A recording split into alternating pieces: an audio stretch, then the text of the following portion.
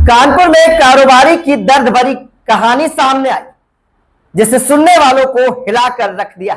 कारोबारी ओम जायसवाल का आरोप है कि अखिलेश दुबे और उसके वसूली सिंडिकेट ने उसकी जिंदगी ही उजाड़ कर रख दी। ओम जायसवाल कभी कानपुर के टॉप 10 उद्योगपतियों में गिने जाते थे। 3 बड़े होटल, 1 फ्लोर मिल, अचार पापड़ की फैक्ट्री, पैकेजिंग का विशाल कारोबार। 2010 तक उनकी हैसियत करीब 50 करोड़ रुपए की थी। लेकिन इसी दौर में दुबे गिरोह की नजर उन पर पड़ी।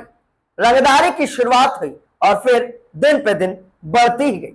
ओम जायसवाल ने बताया कि पहले विकास दुबे और अखिलेश दुबे ने 2 लाख रुपए महीना रंगदारी मांगी।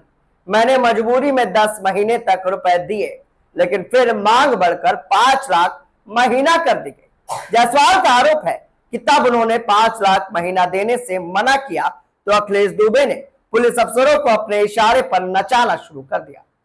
आधी रात में छापा भी पड़ा, 6 थानों की फोर्स भी पहुंच गई। ओम जायसवाल की माने तो एक ही रात में 6 थानों की पुलिस फोर्स ने उनके घर पर धावा बोला।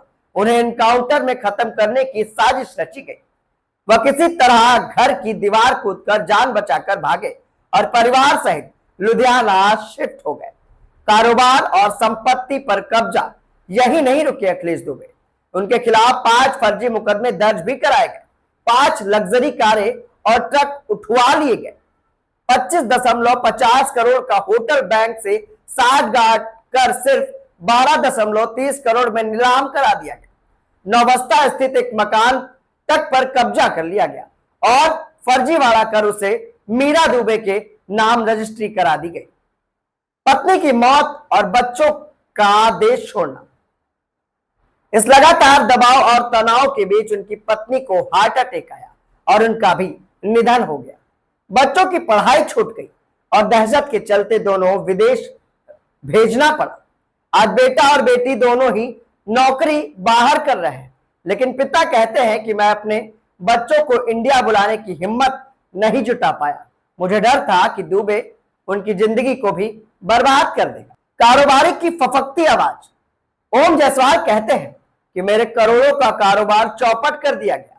मेरी पत्नी को मुझसे छीन लिया गया। मुझे घर परिवार छोड़कर भागना पड़ा। 15 साल बाद अखिलेश दुबे जेल गया है, तो एक बार फिर मुझे इंसाफ की उम्मीद जागी है। मैंने पुलिस कमिश्नर को तहरीर दी है। अब सवाल है, क्या मिलेगा इंसाफ?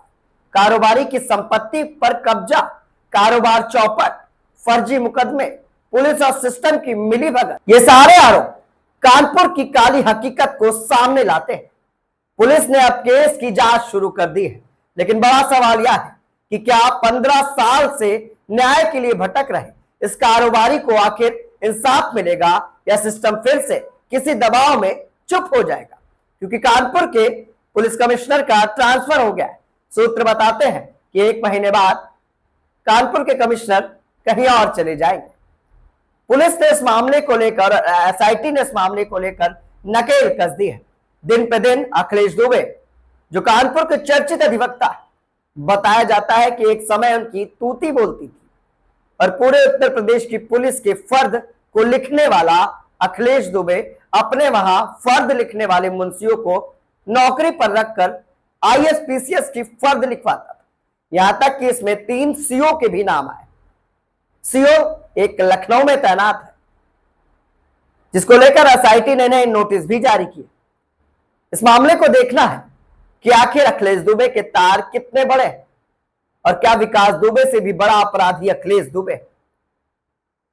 पीड़ितों को किस तरह से डराते धमकाते थे, किसी को एनकाउंटर करने की धमकी, यहां तक कि इस पूरे काली करतूत में कानपुर की पुलिस भी संलिप्त है। आखिर किस पुलिसकर्मी पर कब कार्रवाई होगी और किसकी नौकरी जाएगी, दिखाते हैं आपको इस खास रिपोर्ट में।